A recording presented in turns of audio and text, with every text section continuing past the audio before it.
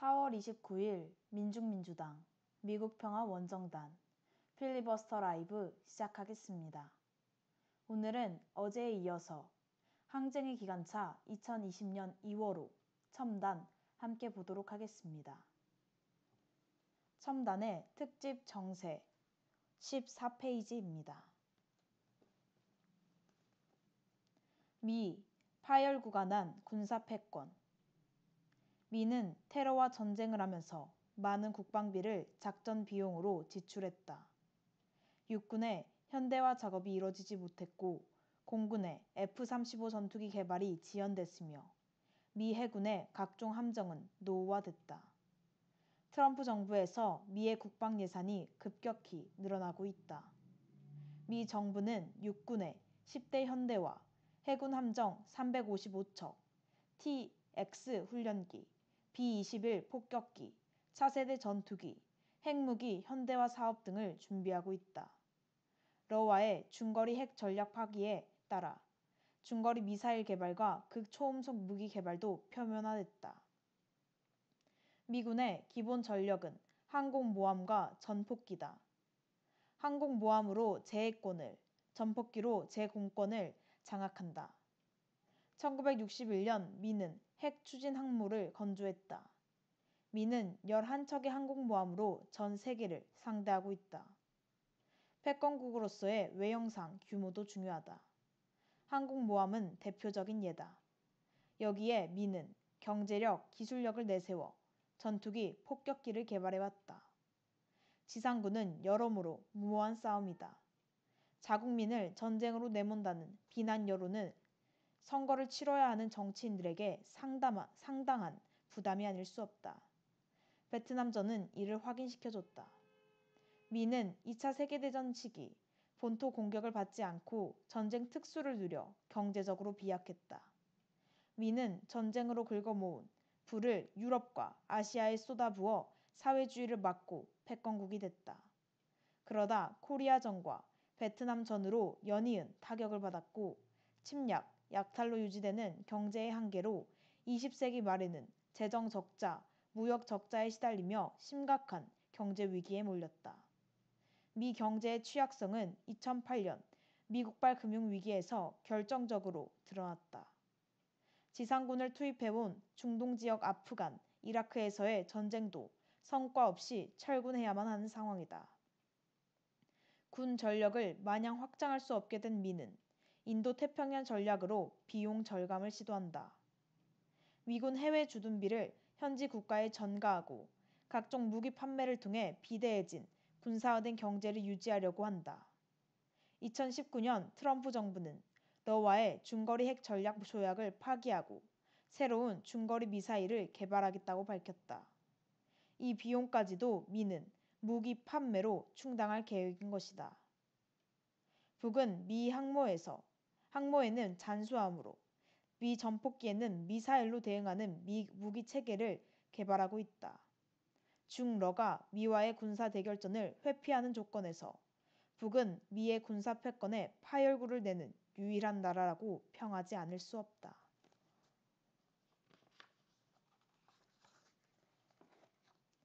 중, 미와의 군비 경쟁 가속화. 미의 대중견제는 군사 분야에서도 마찬가지다. 2019년 1월 미 국방정보국은 보고서 중국의 군사적 파워에서 중국이 적 항공모함 공격을 위한 대함도 태안도 미사일 시스템을 세계에서 처음으로 개발했다고 밝혔다. 중은 세계에서 가장 현대화된 무기 체계를 실전 배치하기 직전이며 극초음속 무기 기술, 해군 전략 설계, 중거리 미사일 등 첨단 무기 일부 분야에선 이미 세계를 선도하고 있다고 분석했다. 2019년 2월 신화통신은 군사과학연구원이 248명의 첨단 기술 전문가를 영입했으며 이들은 인공지능 기술 등을 적용한 무기 개발에 투입될 것이라 보도했다. 세계 2위 군비 지출국인 중국은 냉전 말기부터 군사 현대화를 추진했다. 영 군사정보 분석업체 IHS 제인스에 따르면 중 국방비가 미국의 3분의 1 수준에 미치지 못하는 세계 2위 규모지만 미는 국방비를 줄이고 있고 중은 국방비를 늘리는 추세라고 분석했다. 중이 중거리 탄도미사일 분야에서 선두를 달리고 있다는 주장도 나온다. 미는 1987년 러와 맺은 중거리 핵 전략 조약을 2019년 파기하면서 중이 중거리 미사일 조약에 포함돼야 한다고 요구했다. 중은 핵 전력에서 러 미를 따라갈 수 없다며 거부했다. 트럼프 정부는 기존의 테러 저지에서 중러와 같은 대등한 적을 상대로 한 국방 전략으로 방향을 바꾸며 군비 경쟁을 촉진하고 있다. 미 글로벌 파이어 파워는 2018년 세계 군사력 순위에서 구축함은 중 89척, 미 75척, 잠수함은 중 73척, 미 66척 등 규모에서 중이 미보다 우위에 있다고 밝혔다. 중은 항공모함 전력에서도 최근 구소련의 바랴그호를 인수해 첫 번째 항공모함인 야오닝함으로 개조, 배치했고 자체 기술로 만든 두 번째 항공모함 산둥함의 시운전에 이어 세 번째 항공모함을 건조 중이다. 한편 중은 러와 함께 세계 여러 곳에서 현지 국가를 끼고 합동 군사훈련을 전개하고 있다. 그럼에도 중은 미와의 전력 비교에서 아직 절대 열세에 있다. 2019년 10월 1일 중은 건국 70주년 열병식에서 최신 무기를 대거 선보이며 시진핑 주석의 강군몽을 가시했다. ICBM 등펑 41을 비롯해 등펑 계열 미사일 112기와 스텔스 공격 드론 GJ-11, 최신 전략기 폭격기 홍6N, 무인 잠수함 HSU-011도 공개했다. 중 국방부는 열병식에 나온 무기는 모두 중국산이며 이미 실전 배치됐다고 밝혔다. 미 전략국제연구소는 등펑 41은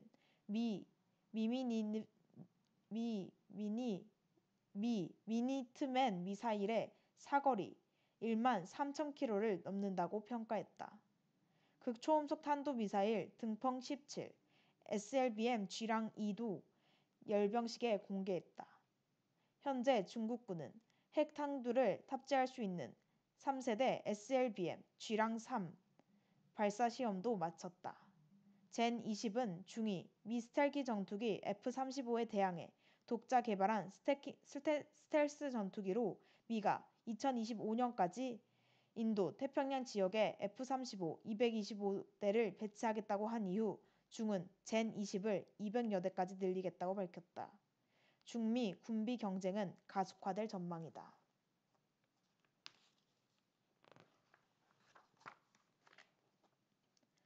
러, 첨단 무기에서 앞서가는 군사 강국. 러도 미가 군사 패권을 추구하는 만큼 군비 경쟁에 나서지 않을 수 없다. 중이 동중국해, 남중국해 일대의 영유권을 주장하면서 군력을 강화한다면 러는 미 나토의 위협에 대응하면서 군력 강화에 박차를 가하고 있다. 소련 붕괴 과정에 러시아 군대는 위력을 많이 잃었다. 냉전 종식 후 무너진 군대를 재건하면서도 러도 군비 경쟁에 뛰어들었다. 러는 2008년 그루지아에서 전쟁을 치르고 2009년 군사 현대화, 군 개혁을 검토했다. 2012년 7월 푸틴은 대통령령으로 국가재무장 계획 2020을 발표했다. 군 병력을 줄이고 군 현대화율을 당시 20%에서 2020년까지 70%로 끌어올린다는 계획이다. 예산은 해군 26%, 공군 21%, 우주군 17%, 육군 14% 순으로 배정됐다. 해군 전략군은 핵 전력을, 우주군은 미사일 방어 체계의 도입을 기본으로 하고 있다. 러는 크림 반도를 합병하고 우크라이나 동부 지역에서 분리주의 반군을 직감정적으로 지원하고 있다. 여기서 사이버전, 정보전을 결합한 일명 하이브리드 전쟁을 통한 전자정등도 시험하고 있다. 또 시리아 내전에 적극적으로 개입하고 있다. 중이 최근 자체 기술화 실현을 상당히 이뤄냈다면 러는 소련 때부터 모든 기술을 자립하고 모든 무기를 지급하고 있다. 2018년 3월 1일 푸틴은 연례 국정연설을 통해 2017년 12월 남부 군 관구에 극초음속 미사일 체계를 수립해 나토의 미사일 방어 체계를 무력화시켰다고 주장했다. 또 핵추진 순항 미사일에 대해 기존과는 근본적으로 다른 신형 무기의 탄생이 시작. 이 신형 무기는 원자로를 장착한 전략 핵 미사일이라고 소개했다. 차세대 ICBM, RS-26 아방가르드는 3단 고체 연료로 추진되며 서유럽을 겨냥 최대 16개 분리형 독립 목표 재도립 핵탄두를 탑재할 수 있다. 각 탄두의 위력은 100에서 900kT이며 최대 5mt 위력을 내는 극초음속 탄두는 1개만 싣는다. 2017년 12월 러 남부 지역에 배치된 킨잘은 발사 후 마하 10 이상의 속도로 수분 이내에 표적을 타격할 수 있는 극초음속 무기로 요격이 불가능한 미사일이다. ICBM RS-28 사르맛도 실전 배치를 앞두고 있다. 사르맛은 오브젝트 4202로 불리는 신형 극초음속 탄두를 탑재해 지구상 어느 곳이든 1시간 이내에 타격할 수 있고 미사일에서 분리된 뒤에도 자체 경로를 따라 비행하도록 설계돼 있다. 무인 수중 드론은 핵탄두나 재래식 탄두를 장착하고 심해에서 잠수함이나 최신 어뢰보다 훨씬 빠른 속도로 사실상 무제한의 거리를 이동해 항공모함이나 해안시설을 타격한다. 러는 소련 때부터 축적된 무기 체계와 기술을 갖춘 나라로 무기 판매도 하고 다른 나라에 대한 군사적 지원도 하면서 실전에도 단련된 군대 무기를 가지고 있다. 최신 무기 개발에서도 미와 견주는 여전히 세계적인 군사 강국이다. 러미는 그간 군축 조약으로 서로를 견제하는 데 주력해오다가 점차 군사력 발전 속도가 떨어지자 조약을 파기하고 새로운 군비 경쟁의 시대를 열고 있다. 지난날처럼 오늘날도 강한 리더십은 곧 첨단 무기로 대표되고 있다.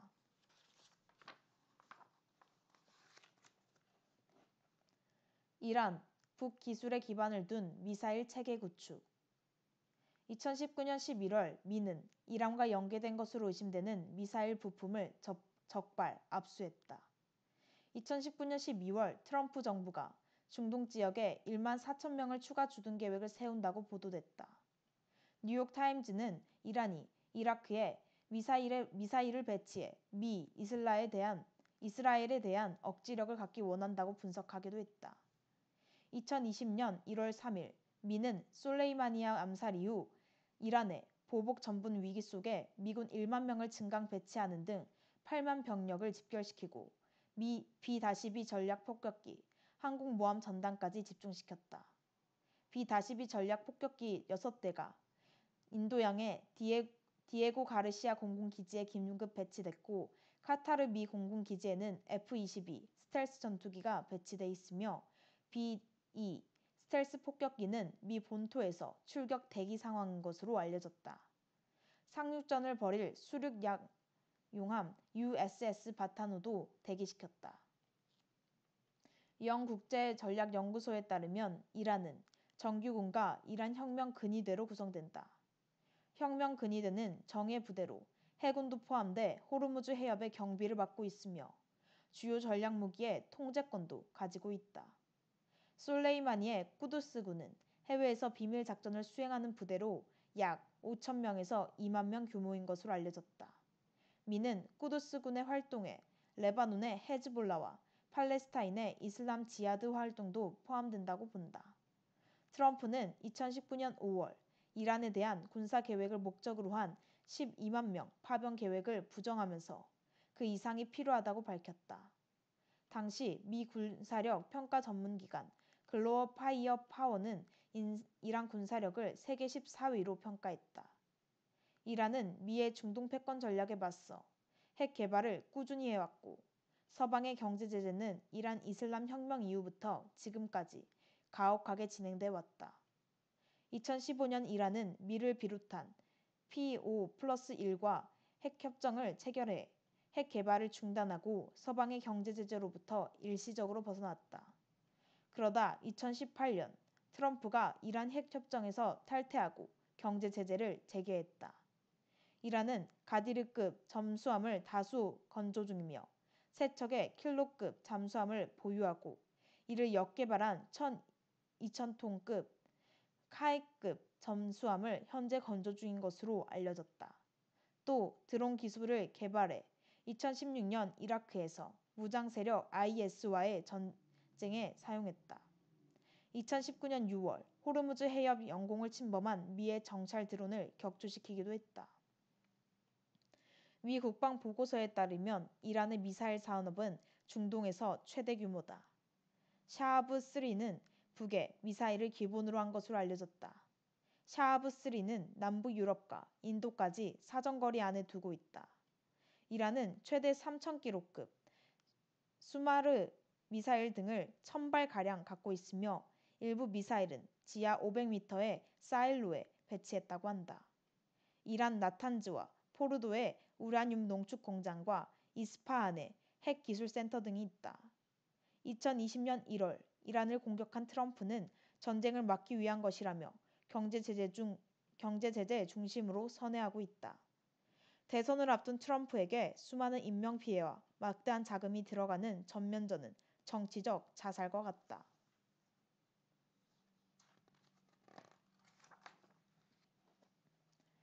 2020년 불확실성의 2단계 2020년 세계는 불확실성의 2단계로 들어가고 있다. 북미 대결 전 중미 무역전의 정세 속에 미는 연초에 전격적으로 이란의 군사적 공세를 취하며 중동 정세를 새로운 혼란으로 몰아가고 있다.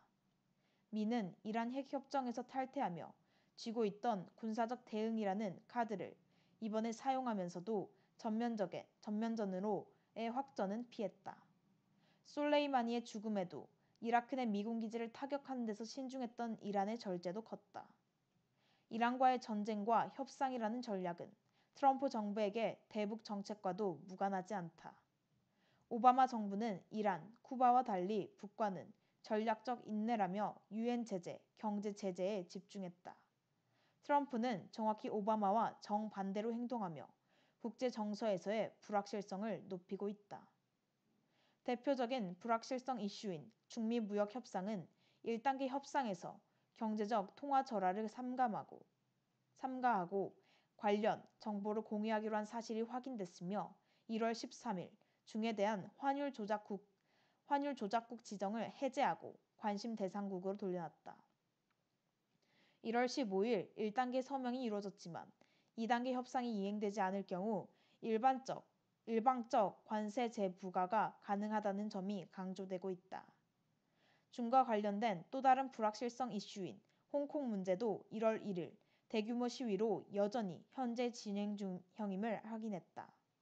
홍콩 건은 확실히 중미 무역 전쟁과 밀접히 연관돼 있다. 홍콩 건으로 인해 시진핑 공산당 정권에게 북은 가장 확실한 우군이 되고 있다. 대만 총통 선거에서는 반중파가 당선됐다. 라틴에서의 지속적인 불확실성 이슈 중 베네수엘라 상황은 새로운 국회의장 선출에 미가 경제 제재로 대응하고 있어 볼리비아 쿠데타는 아르헨티나 망명 중인 모랄레스가 돌아가면 민병대를 만들어야 한다며 새로운 집권을 모색하고 있다. 유럽에서 주된 불확실성 이슈인 브렉시트는 12월 12일 영국 총선으로 하나의 언덕을 넘고 나니 다음 언덕이 보인다는 식이다. 영국은 12월 31일까지 EU와 원활한 브렉시트 이행을 위한 협상을 통해 관세 동맹 잔류 범위와 새로운 FTA, 안보 외교 정책 협정 체결 등 많은 협상이 필요하다. 영국이 지고 있는 EU 부채 문제도 해결해야 한다. EU 측은 12월 31일까지의 시한이 촉박하다며 영국의 시한 연장을 요구하고 있다. 트럼프 탄핵도 상원으로 넘겨져 2라운드가 시작됐다. 볼턴의 상원 증언 여부 논쟁과 더불어 상원에서의 탄핵 여부가 거의 100% 공화당의 반대로 부결되리란 예상과 달리 불확실성이 다소 상승했다. 트럼프 탄핵건은 이란 건을 비롯해 미와 관련된 국제적인 불안 정세와 밀접히 관련이 있다. 그중 역시 중국권이 크지만 북미 대결 정권이 가장 민감하고 위험도가 높다. 오늘 국제 정세에서 대부분의 불확실성은 초국적 자본과 미제국주의로부터 의도적으로 야기됐다고 봐야 한다. 다만 북미 대결점만은 그런 의도를 뛰어넘는 북의 혁명 전략이 돋보인다. 북은 이를 백두산 정신과 정면 돌파전으로 부르고 있다.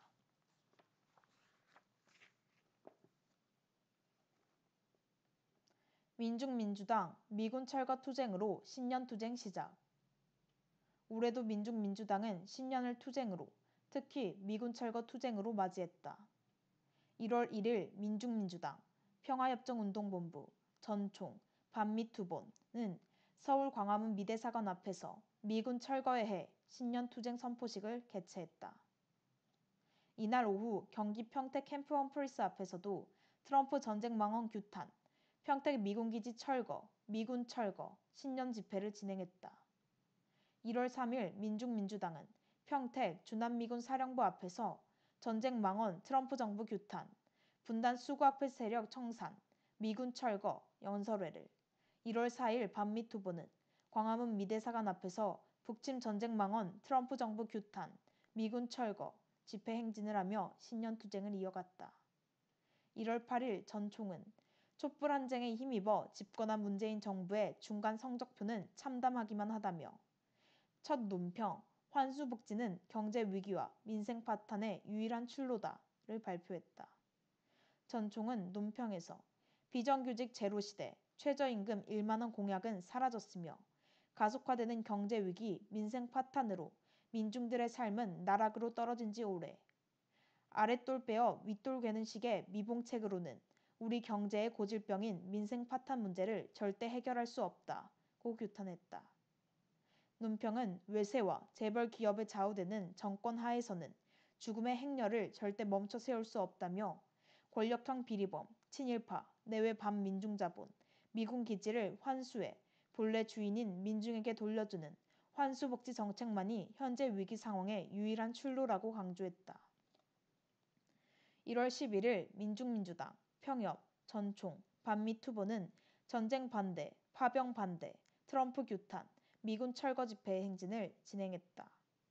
집회에서는 범민련 남측본부 노수희 부의장, 평협 이채헌 상임대표, 민중민주당 한명희 대표의 발언이 이어졌다.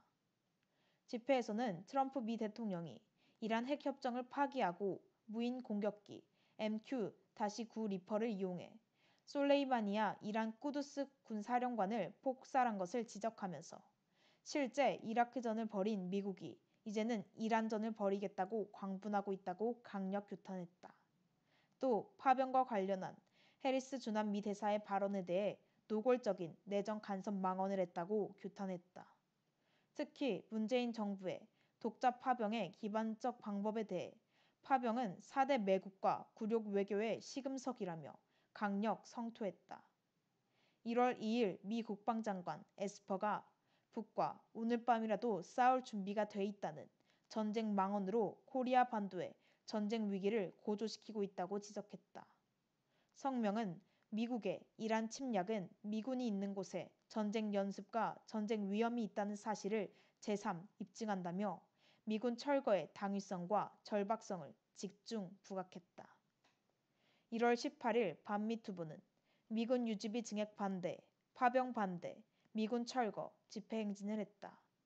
집회에서는 방위비 분담금을 우리 민중에게 전가하는 미 국무장관 폼페오와 미 국방장관 에스퍼의 주장에 반박하며 분담금을 주일 미군과 미국 내 국경 장벽 건설에 전용한 데 대해 폭로했다. 또 최근 해리스 대사의 망언과 자유한국당 대표 황교안의 친미 주구 형태를 강력 규탄했다. 억압과 착취의 역사는 미군 점령에서 시작됐음을 상기하며 전쟁의 확은 만악의 근원인 미군을 철거하고 미군 기지를 환수하며 자유한국당, 친미 주구 무리들을 청산하는 것은 현 시기 가장 절박한 과제라고 강조했다. 네, 이상으로 4월 29일 민중민주당 미국평화원정단 필리버스터 라이브였습니다. 어제와 오늘까지 항쟁의 기관차 2020년 2월호 첨단의 특집 정세 부분을 함께 살펴봤습니다. 최근 또다시 2019년 각 나라에서 군사 비용으로 얼마를 사용했는지에 대한 발표가 나왔습니다. 역시나 군비의 가장 1위는 미국이었습니다. 또다시 군비 경쟁을 늘려가며 전 세계 침략 야욕을 펼치고 있는 미국의 모습을 볼 수 있습니다. 2위인 중국과는 3배 차이가 나며 압도적인 1위를 하고 있는 군사비를 쏟고 있는 미제국주의, 침략과 약탈을 본성으로 하는 그 미제국주의는 우리의 투쟁으로 끝장내야만 합니다. 전쟁으로 죽는 것은 언제나 민중입니다. 그렇기에 사람이 사람답게 살기 위해 우리 민중들은 우리의 주먹을 모아 또다시 전쟁을 일으키려는 미제국주의에 맞서 강력한 투쟁을 전개해야겠습니다. 이상으로 4월 29일 민중민주당 미국평화원정단 필리버스터 라이브 마치겠습니다.